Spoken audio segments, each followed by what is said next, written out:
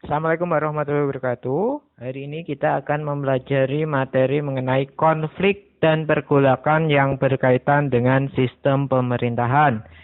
Tapi sebelum itu jangan lupa subscribe dulu ya.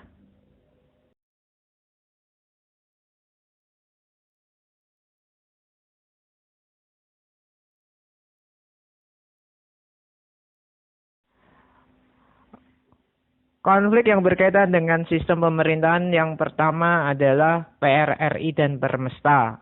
Biasanya kalau di buku paket sejarah Indonesia ini dijadiin satu, tapi ada juga yang disendiri-sendirikan. Oke, kalian harus tahu apa itu kepanjangan dari PRRI dan Permesta.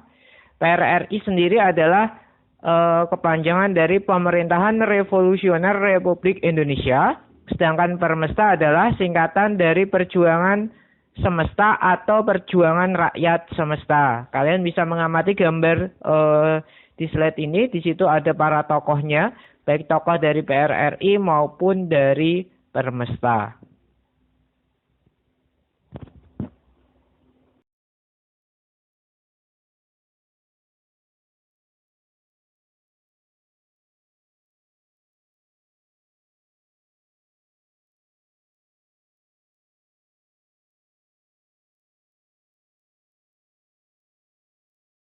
Pemberontakan PRRI dan Permesta.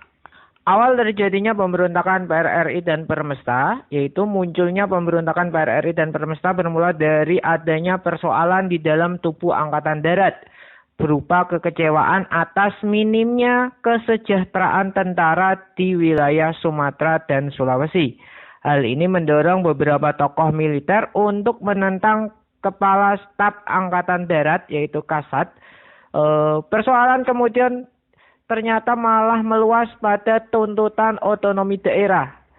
Ada tidak keadilan yang dirasakan beberapa tokoh militer dan sipil di daerah terhadap pemerintah pusat yang dianggap tidak adil dalam alokasi dana pembangunan. Sekali lagi, jadi pemberontakan PRRI dan Permesta pada awalnya dilatar belakangi oleh kekecewaan para perwira TNI yang ada di daerah-daerah. Itu kesejahteraannya sangat minim, berbeda jauh dengan yang ada di Pulau Jawa. Mereka menuntut untuk disamaratakan. Tapi awalnya dari kecewaan kesejahteraan, tapi lambat laun menyebar sampai ke tuntutan otonomi daerah.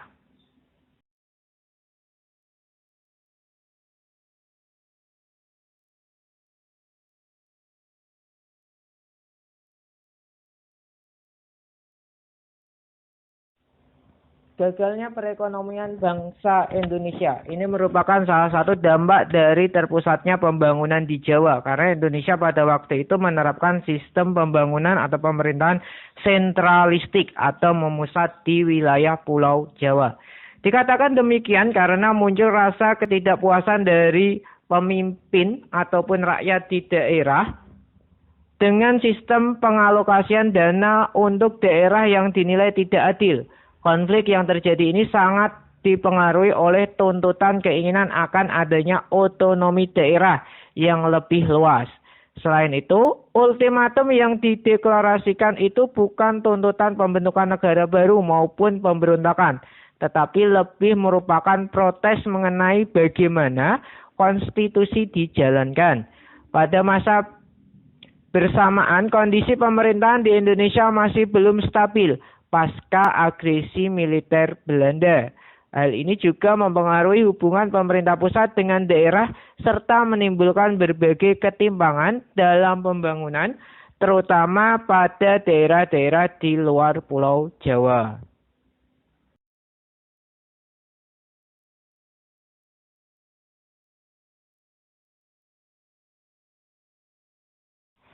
Kalian bisa mengamati gambar di samping sebelah kiri para kolonel PRRI. Kalian bisa baca sendiri ya. Munculnya pemberontakan PRRI diawali dari ketidakharmonisan hubungan pemerintah daerah dan pusat. Daerah kecewa terhadap pemerintah pusat yang dianggap tidak adil dalam alokasi dana pembangunan. Kekecewaan tersebut diwujudkan dengan pembentukan dewan-dewan daerah seperti berikut. Dewan Benteng di Sumatera Barat yang dipimpin oleh Letkol Ahmad Hussein, Dewan Gajah di Sumatera Utara yang dipimpin oleh Kolonel Malutin Simbulan, Dewan Garuda di Sumatera Selatan yang dipimpin oleh Letkol Berlian, Dewan Mangoni di Sulawesi Utara yang dipimpin oleh Kolonel Fitje Sumual.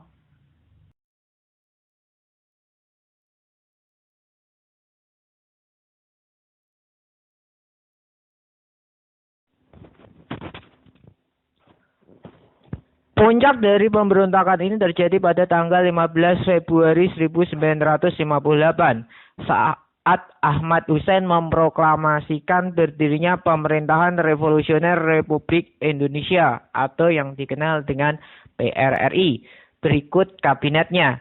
Bertindak sebagai Perdana Menteri, Syafruddin Prawira Negara dengan anggota kabinet M. Natsir, Baharudin Harahap, Sumitro Djohadikusumo, dan Simbolon.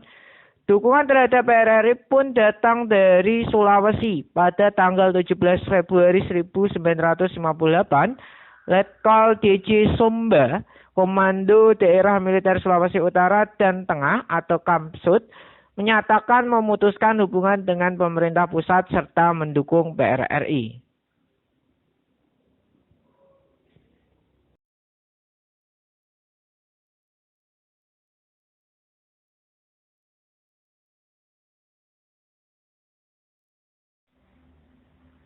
Tanggal 10 Februari 1958, Ahmad Hussein menuntut agar Kabinet Juanda mengundurkan diri dalam waktu 5x24 jam dan menyerahkan mandatnya kepada Presiden. Tuntutannya tersebut jelas ditolak oleh pemerintah pusat. Setelah menerima ultimatum, maka pemerintah bertindak tegas dengan memecat secara tidak hormat Ahmad Hussein, Simbolon, Zulkifli Lubis, dan Dahlan Jambek yang memimpin gerakan separatis. Langkah berikutnya tanggal 12 Februari 1958, Kasat Nasution membekukan Kodam Sumatera Tengah dan selanjutnya menempatkan langsung di bawah Kasat.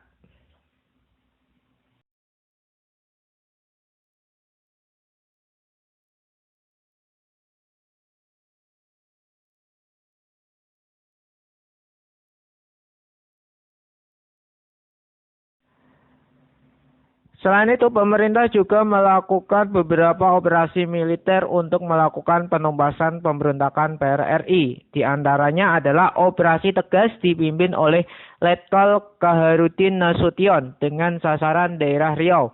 Tujuannya untuk mengamankan instalasi-instalasi dan berhasil menguasai kota Pekanbaru. Yang kedua adalah Operasi 17 Agustus di bawah pimpinan Kolonel Ahmad Yani dengan sasaran daerah Sumatera Barat dan berhasil menguasai kota Padang pada tanggal 17 April. Selanjutnya menguasai Bukit Tinggi pada tanggal 12 Maret 1958. Yang ketiga adalah Operasi Sabta Marga di bawah pimpinan Brigjen Jatikusumo untuk mengamankan daerah Sumatera Utara. Yang keempat, Operasi Sadar di bawah pimpinan Letkol Ibnu Sutowo untuk menguasai daerah Sumatera Selatan.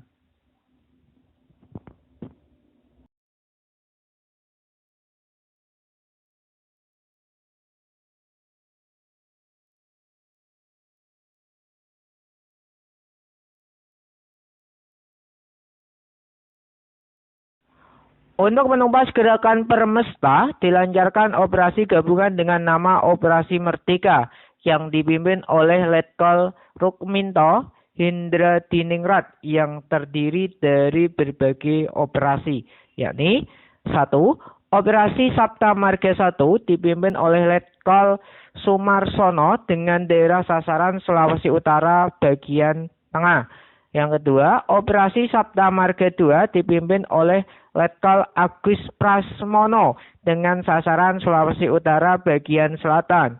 Yang ketiga, Operasi Sabta Marga 3 dipimpin oleh Letkol Magenda dengan sasaran Kepulauan sebelah utara Manado. Yang keempat, Operasi Sabta Marga 4 dipimpin oleh Letkol Rukminto Hendra Diningrat dengan sasaran Sulawesi Utara. Yang kelima, Operasi Mena 1 dipimpin oleh Letkol Pieters dengan sasaran Jailolo. Yang terakhir, Operasi Mena 2 yang dipimpin oleh Letkol KKO Hunholz untuk merebut lapangan udara Morotai sebelah utara Halmahera.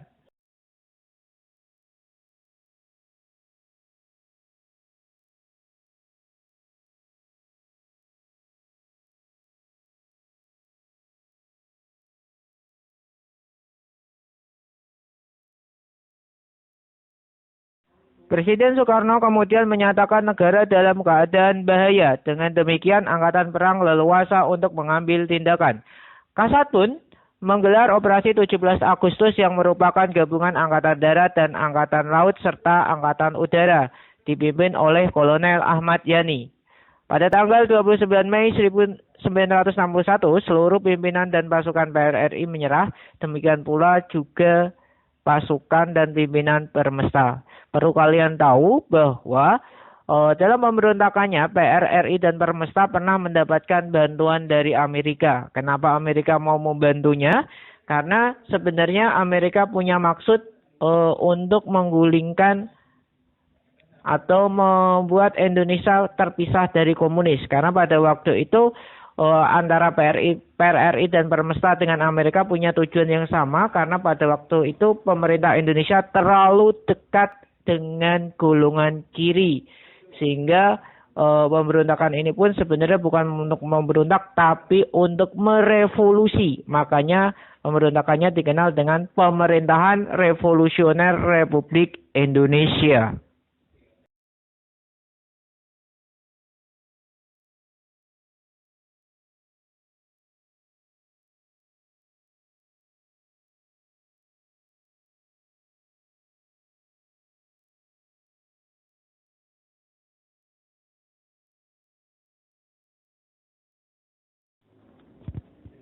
Konflik yang berkaitan dengan sistem pemerintahan yang selanjutnya adalah permasalahan dari negara federal dan BFO.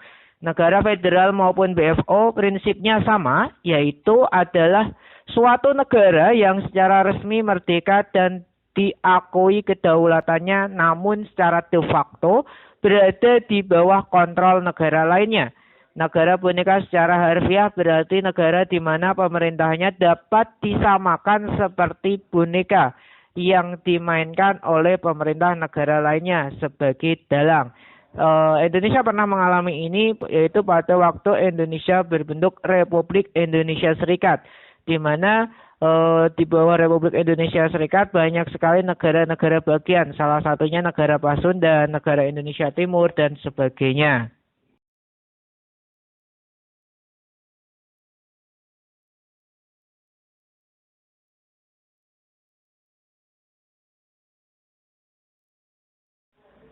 Dalam tubuh BFO juga bukan tidak terjadi pertentangan. Sejak pembentukannya di Bandung pada bulan Juli 1948, BFO telah terpecah ke dalam dua kubu. Kelompok pertama menolak kerjasama dengan Belanda dan lebih memilih RI untuk diajak bekerjasama membentuk negara Indonesia Serikat. Kubu ini dipelopori oleh Ide Anak Agung Gede Agung dari NIT serta RT Adil Puradireja dan RT Jumhana Negara Pasundan.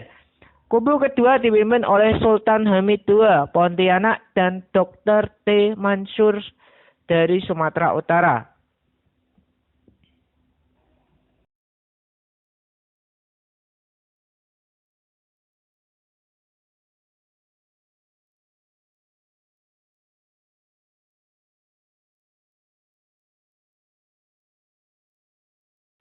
Oke, kalian bisa melihat pada gambar sebelah kiri itu merupakan Ide Anak Agung, merupakan kelompok pertama yang menolak kerjasama dengan Belanda dan lebih memilih RI berbentuk serikat.